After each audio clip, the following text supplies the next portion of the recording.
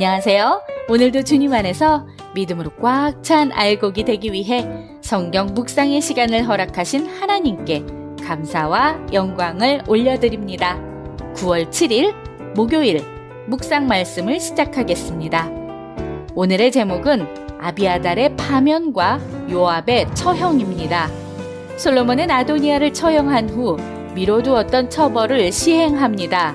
아비아달을 제사장직에서 파면하여 고향으로 돌려보내고 요압을 처형합니다.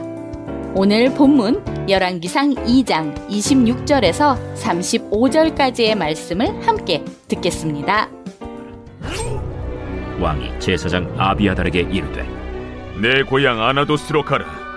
너는 마땅히 죽을 자이로되 내가 내 아버지 다윗 앞에서 주 여호와의 궤를 메었고 또 내 아버지가 모두 환난을 받을 때 너도 환난을 받았은즉 내가 오늘 너를 죽이지 아니하노라 하고 아비아달을 쫓아내어 여호와의 제사장 직분을 파면하니 여호와께서 실로에서 엘리의 집에 대하여 하신 말씀을 응하게 함이더라.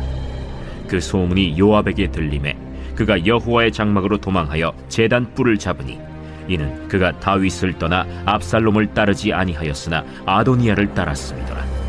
어떤 사람이 솔로몬 왕에게 아뢰되 요압이 여호와의 장막으로 도망하여 제단 곁에 있나이다. 솔로몬이 여호야다의 아들 브나야를 보내며 이르되 너는 가서 그를 치라. 브나야가 여호와의 장막에 이르러 그에게 이르되 왕께서 나오라 하시느니라. 아니라 내가 여기서 죽겠노라. 브나야가 돌아가서 왕께 아뢰어 이르되 요압이 이리이리 내게 대답하더이다. 그의 말과 같이 하여 그를 죽여 묻으라. 요압이 까닭없이 흘린 피를 나와 내 아버지의 집에서 내가 제하리라. 여호와께서 요압의 피를 그의 머리로 돌려보내실 것은 그가 자기보다 의롭고 선한 두 사람을 쳤음이니 곧 이스라엘 군사령관 넬의 아들 아브넬과 유다 군사령관 예델의 아들 아마사를 칼로 죽였음이라. 이 일을 내 아버지 다윗은 알지 못하셨나니 그들의 피는 영영이 요압의 머리와 그의 자손의 머리로 돌아갈지라도 다윗과 그의 자손과 그의 집과 그의 왕위에는 여호와께로 말미암는 평강이 영원히 있으리라. 여호야다의 아들 브나야가 곧 올라가서 그를 쳐 죽이매 그가 광야에 있는 자기의 집에 매장되니라. 왕이 이에 여호야다의 아들 브나야를 요압을 대신하여 군사령관으로 삼고 또 제사장 사독으로 아비아달을 대신하게 하니라. 오늘 우리에게 주시는 교훈은 무엇일까요? 아도니아가 아비삭을 아내로 요구한 것이 도화선이 되어 솔로몬의 왕권 안정을 위한 본격적인 숙청 작업이 시작됩니다. 26절에서 27절 말씀을 보시면 아비아달을 제사장 직분에서 파면하고 고향 아나돗으로 유배를 보냅니다.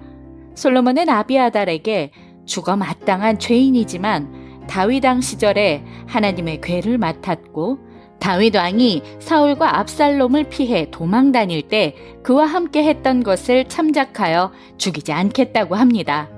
이로써 엘리 가문을 패하고 새로운 제사장을 세우시겠다던 하나님의 말씀이 성취됩니다. 아비아달은 그동안 다윗에게 충성했으나 아도니아를 지지했던 한순간의 잘못된 선택이 그를 파멸로 인도했습니다. 하나님의 뜻에 순종하다가 다른 길로 가지 않도록 깨어 있어야 합니다. 28절에서 34절 말씀을 보시면 이 소식을 들은 요압은 성소로 피하여 아도니아처럼 제단뿔을 붙잡습니다. 이는 오히려 솔로몬에게 요압을 죽일 정당한 이유를 제공합니다. 제단뿔을 붙잡는 행위는 무조건 사면을 보장하는 제도가 아닙니다. 의도치 않게 살인한 경우에만 도피처로 제공되는 곳입니다. 율법에서 제시한 내용은 이웃을 고의로 죽인 자는 제단에서라도 잡아내려 죽여야 한다고 되어 있습니다. 요압이 다윗을 위해 세운 공도 많았지만 평화적 시기에 까닭 없이 사람을 죽인 죄는 용서받을 수 없습니다. 그는 다윗 왕 시절 다윗 왕 몰래 아브넬과 아마사를 사사로운 복수와 권력욕으로 인해 의도적으로 죽였기 때문에 솔로몬은 율법대로 정당하게 요압을 처형합니다. 무고한 살인은 시간이 지나더라도 그 진상이 드러나며 대가를 치르게 됩니다. 갈수록 늘어나는 묻지마 살인과 폭력, 나와 내 가족, 내 자식만 위하느라 타인을 배려 없이 짓밟는 언어와 행위들은 묵과할 수 없는 사회적인 문제가 되었습니다. 예수님은 육체적 살인뿐 아니라 언어적 폭력도 지옥불에 들어갈 죄라고 말씀하십니다. 35절 말씀을 보시면 아도니아와 아비아달과 요압을 제거함으로 정치, 종교, 군사면에서 안정을 찾습니다. 아비아달을 대신하여 사독이 제사장이 되고 요압을 대신하여 브나야가 군사령관이 됩니다. 권불 10년이라는 말이 있습니다. 아무리 막강한 권력도 10년을 못 간다는 말인데 꼭 10년이 아니라 영원할 것 같지만 오래가지 못해 결국은 무너진다는 의미입니다.